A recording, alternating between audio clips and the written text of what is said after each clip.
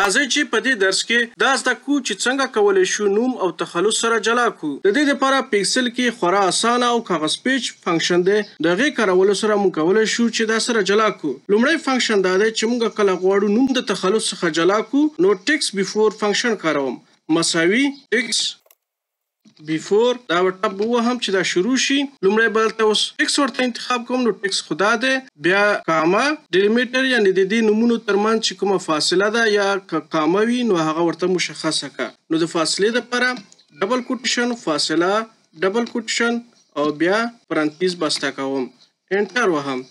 اوس که زه داسې لاندې راکاږم نو تاسو ګورئ چې دا نومونه دلته رالل. نو تاسو به وایئ چې دا فنکشن دلته څه کوپر وایي نو دلته مې ته دا پورې پرېږدئ دا هم جوړېږي. دلته به تاسو راشئ یوازې به کاما منفي یو او انټر به ووهئ او اوس یې لاندې راکاږئ دا نور نومونه به هم سم شي. صحیح شو.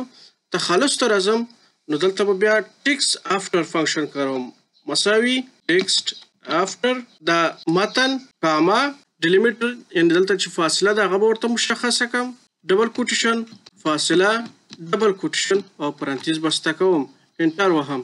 اوس که زه دا داسې لاندې راکاږم لاندې دلته کوم نومونه چې دي درې نومونه دي نو د هغې لپاره به هم تیر ځل په شان ته راوشم. دلته به یو کاما ولیکم منفي یو او انټر ووهم او بیا به راشم په دې ځای باندې به ډبل کلیک وکړم تر اخره پورې به دا جوړ شي. نو دا و د نن ورځې درس. امید چې تاسو زده کړي وي. دا ډول ویډیوګانو لپاره زما اکاونټ فالو کړئ لایک او شیر مو هیر نشي. ښې چارې.